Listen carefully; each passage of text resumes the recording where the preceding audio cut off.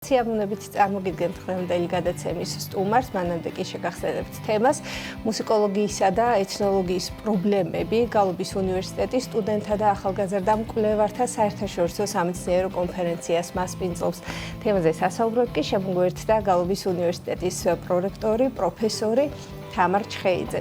დილამშვიდობის, მადლობას მოგახსენებთ მომწვევისთვის, კაპიტანი თამარ. დიდი მადლობა მოწვევისთვის, მივესალმები მსმენელს, მაყურებელს. მადლობას გიხდით. კაპიტანი თამარ, სამეცნიერო კონფერენცია, რომელიც წელს პირველად არის საერთაშორისო სტატუსით, რომელიც უკვე 10 წელია, რაც იმართება და ეს არის შემთხვევა, როდესაც უკვე ორდღიანი არის გამომდინარე იქიდან, რომ მონაწილეთა რაოდენობა საკმაოდ ბევრია. მოდით მანამდე ჯერ ისტორიას გადავხედოთ, თუ როგორ ჩამოყალიბდა, როგორ განვითარდა შემდგომ და როგორ მივედით იქამდე, რომ შეიძინა საერთაშორისო სტატუსი. დიდი მადლობა. კონფერენცია მოგეხსენებათ ეძღვნება ცნობილი ქართველი მუსიკის მცოდნის მანა ანდრიაძის ხსოვნას. ქალბატონი მანანას მნიშვნელობა ქართული მუსიკოლოგიის, კერძოდ საეკლესიო მუსიკოლოგიის განვითარებაში არის ძალიან დიდი, ძალიან მნიშვნელოვანი. მან შეიძლება ითქვას, რომ სამეცნიერო სკოლა ჩამოაყალიბა და ჩვენ მისი ხსოვნის საპატივსაცემად იმისთვის, რომ დავაფასოთ მისი ღვაწლი, ვცდილობთ, რომ ახალგაზრდა თაობასაც გადავცეთ ამ მეცნიერის მნიშვნელობის შესახებ ცოდნა და შეუწყოთ ხელი მეორეს მხრივ სამეცნიერო კონფერენციის ჩატარებით მათი სამეცნიერო უნარების გამოვლენას თუ განვითარებას. ეს კონფერენცია, როგორც თქვენ ბრძანეთ უკვე წლებია, 10 წელია ხორციელდება. თავდაპირველად იგი წელიწად გამოშვებით თბილისის სახელმწიფო კონსერვატორიაში, 1 წლის შემდეგ გალობის უნივერსიტეტში ტარდებოდა და იყო ესეთი ერთობლივი ღონისძიება. იმ ეტაპზე გალობის უნივერსიტეტის სტუდენტთა სამეცნიერო პოტენციალი არ იყო იმდენად ძლიერი და 10 წლის განმავლობაში კი სტუდენტების ეს უნარები უფრო მეტად განვითარდა და შესაძლებელი გახდა უკვე უნივერსიტეტის ბაზაზე გაგრძელებულიყო აი ეს ჩვენთვის ძალიან მნიშვნელოვანი კონფერენცია, ჩვენთვის ობიექტურად ვამბობ მუსიკოსებისთვის, ვინაიდან ჩვენ ვართ მიმდევრები და მადლიერები მანა ანდრიაძის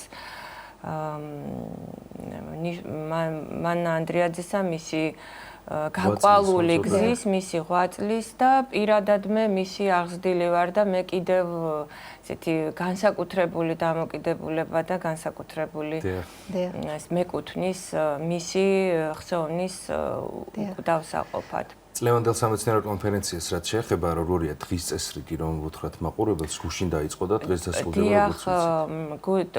თქვენ სწორად აღნიშნეთ, რომ მონაწილეთა რაოდენობა განაპირობა, რომ ორდღიანი ყოფილიყო. წინა წლების გამოცდილებამ გვიჩვენა, რომ ერთი დღის ფარგლებში ხდებოდა სესიის ჩატარება, კონფერენციის მოხსენებების გაცნობა და რაც ძალიან მნიშვნელოვანია ამ კონფერენციის თავისებურება გახლავთ ის, რომ დასასრულს ხდება მონაწილის საუკეთესო მონაწილის გამოვლენა და მას გადაეცემა მანა ანდრიაძის სახელობის დიპლომი და მცირეოდენი ფულადი ჯილდოც, რომელიც ოჯახის მიერ არის დაწესებული. კაპიტანი თამარ, ვინაიდან თქვით, რომ არის წელს შეიძინა საერთაშორისო სტატუსი, ალბათ ყველას დაინტერესებს თუ ვინ იღებს მონაწილეობას და ვინ გამოთქვა სურვილი, რომ ჩართულიყო სამეცნიერო კონფერენციაში. უნივერსიტეტის ერთ-ერთი პრიორიტეტი არის საერთაშორისო კავშირების გაღრმავება. ჩვენ მიმდინარე წელს ძალიან ინტენსიურად ვიმუშავეთ სხვადასხვა მიმართულებით. ერთ-ერთი გახლავთ აღმოსავლეთ ფინეთის უნივერსიტეტთან მემორანდუმის გაფორმება და სწორედ სამეცნიერო მიმართულებით მათთან კავშირების გაღრმავება და სხვათა შორის დღეს გაემგზავრნენ ფინეთში ჩვენი ფაკულტეტის დეკანი, რომელიც მიიღებს მონაწილეობას და ასევე ჩვენი ორი სტუდენტი, რომელთა აბსტრაქტები იქნა გაგზავნილი და ისინი მიწვეულები არიან. ფინეთიდანაც უნდა მიეღო მონაწილეობა ერთ-ერთ წარმომადგენელს, მაგრამ რა ჯანმრთელობის პრობლემამ შეუშალა ხელი და სამწუხაროდ ის ვერ ჩაერთა, მაგრამ არის სამი მონაწილე. ერთი ირანიდან არის მუსიკოსი, რომელიც თურქეთის ტექნიკური უნივერსიტეტის მუსიკოლოგიის ასეთ უნივერსიტეტში არის ეს მიმართულება. და ასევე სხვა უნივერსიტეტიდან კიდევ არის ორი მონაწილე ძალიან აქტუალური თემებით. მოგეხსენებათ, რომ გარკვეული შეზღუდვები არსებობს ირანში მუსიკოსების ასე ვთქვათ, შემოქმედებით მოღვაწეობასთან დაკავშირებით და აი ამ პრობლემატიკას ეხება. მე ასევე მინდა შევეხო მრავალფეროვნებას, მოხსენებებისა, თემატიკას, რომელიც წარმოდგენილი გახლავთ ჩვენს კონფერენციაზე. აქ რასაკვირველია, ძირითადი ნაწილი ეთმობა სტუდენტთა და ახალგაზრდა მკვლევართა ყურადღება ეთმობა ეთნომუსიკოლოგიის, საეკლესიო მუსიკის მიმართულებით, საეკლესიო გალობისა და ხალხური სიმღერის პრობლემატიკას და თემატიკას, მაგრამ ამავდროულად ძალიან გამდიდრა ჩვენი კონფერენცია ასევე თბილისის სახელმწიფო კონსერვატორიის სტუდენტების ბაკალავრებისა და მაგისტრების ჩართულობამ, რომლებმაც ბაროკოს ეპოქის მუსიკის და ასევე თანამედროვე ცნობილი ქართველი საამაყო, ჩვენი საამაყო თანამემამულის კომპოზიტორის იოსებ ბარდანაშვილის თხზულებას ეძღვნება, რომელიც როკ-ოპერის ჟანრს წარმოადგენს. ასე რომ ძალიან მრავალფეროვანია თემატიკა, რაც ჩვენს სტუდენტებს, რომლებიც მსმენელის სტატუსით არიან, მათი თვალსაჩინოს გაფართოებას და გამოცდილების შეძენას მათთვის ასევე ემსახურება. დიახ. და რა უწყობს ყველაზე მეტად ხელს, იმიტომ რომ წლების განმავლობაში თავისთავად როგორც თქვენ ახსენეთ, სტუდენტები უფრო მეტად განვითარდნენ და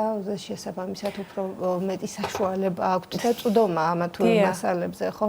რა უწყობს კიდევ ხელს ამ ყველაფერს, რომ ესე აქტიურად ჩაერთონ ამ კონფერენციებში? დიდი მადლობა ამ შეკითხვისთვის. ეხლა მომეცემა საშუალება, რომ ჩვენს უნივერსიტეტზეც ჩვენი უნივერსიტეტის წარმატებაზეც ვისაუბრო. ხელს უწყობს ალბათ ჩვენი ადმინისტრაციის დაუღალავი მუშაობა იმ მიმართულებით, რომ ახალი საგანმანათლებლო პროგრამები ჩამოვაყალიბეთ, შემდეგ აკრედიტაცია გავიარეთ და 10 წლის განმავლობაში გავიზარდეთ. ჩვენ შეიძლება ითქვას, რომ აი ნამდვილად დაუღალავად ვშრომობთ იმისთვის, რომ განვავითაროთ ჩვენი პროგრამები, უფრო მიმზიდველი გავხადოთ და შედეგი ნამდვილად ვიტყვი, რომ არის სახეზე. სხვათა შორის საბაკალავრო საფეხურზე ჩვენი პროგრამები არის საშემსრულებლო პროფილის და სამეცნიერო კომპონენტი ამ საბაკალავრო პროგრამაზე არის შედარებით ნაკლები, ვიდრე სამაგისტრო პროგრამაზე. სამაგისტრო პროგრამა სწორედ მისი მიზანია მეცნიერ მკვლევარის ჩამოყალიბება. საბაკალავრო პროგრამაზე კი შემსრულებელის ლოტვა რეგენტის. ამისთან მიუხედავად, სწორედ პირველკურსელები, ეხლანდელი პირველკურსელები არიან გამორჩეულები აი ამ აქტივობებით, ინიციატივებით და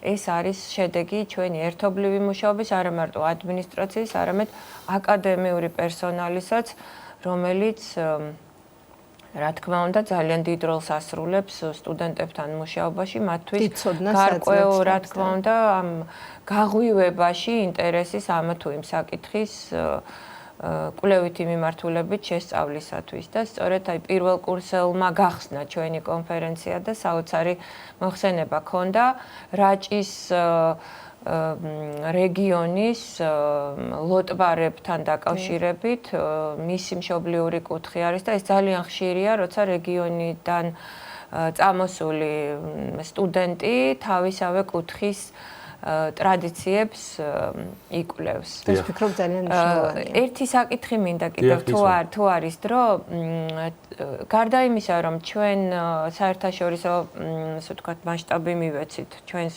კონფერენციას, კიდევ ერთი სიახლე შევიტანეთ მასში. მივეცით საშუალება არა მარტო სტუდენტებს, არამედ ახალგაზრდა მკვლევრებსაც მიეღოთ მონაწილეობა. ძალიან ხშირი იყო მომართვიანობა, სტუდენტის სტატუსი მათ არ ჰქონდათ და არადა ასაკით ისინი ახალი დამთავრებული ჰქონდათ უნივერსიტეტი და ინტერესი კი ჰქონდათ, კვლევას აგრძელებენ, მოღვაწეობას აგრძელებენ და ჩართულობის სურვილი იყო, ამიტომ ჩვენ ვფიქრობთ, რომ ასეც გავაგრძელებთ სტუდენტთა და ახალგაზრდა მეცნიერთა სამეცნიერო კონფერენცია, რომელიც ყოველთვის მიეძღვნება ქართველი მუსიკის მცოდნის პროფესორი მანა ანდრიაძის საუბარს. აი ჩვენი საუბრის ბოლოს რომ შევაჯამოთ ჩვენი დღევანდელი შეხვედრა, ძალიან მნიშვნელოვანი საინტერესო სახელი აქვს სამეცნიერო კონფერენციას მუსიკოლოგიისა და ეთნოლოგიის პრობლემები. აი ზოგადად რა პრობლემა დგას ამ კუთხით და თალობის უნივერსიტეტზე საუბრობდით ამ კუთხით კიდევ შეგვიძლია რომ გავაგრძელოთ როგორ აგვარებს შესანიშნავად და მაღალ აკადემიურ დონეზე თალობის უნივერსიტეტი ამა თუ იმ პრობლემას რაც დგას დღევანდელ თანამედროვე ეპოქაში. ზოგადად უნდა აღინიშნოს, რომ მუსიკოლოგიის მიმართულებას ძალიან სერიოზული მხარდაჭერა ესაჭიროება.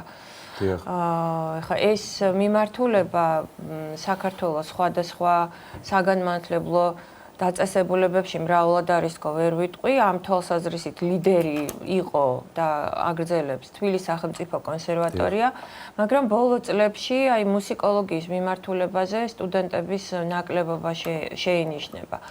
მაგრამ რაც შეეხება ტრადიციული მუსიკის მიმართულებით კვლევას, ქართული საეკლესიო გალობისა და ფოლკლორის მიმართულებით პირიქით, რაც ძალიან სასიხარულოა, რომ ჩვენი ეროვნული საგანძურისადმი ინტერესი ბოლო წლებში არის გაზრდილი. მე ვიტყოდი, რომ ალბათ წვლილი აქ საკმაოდ დიდი არის, არ ვიქნები მოკრძალებული გალობის უნივერსიტეტისა.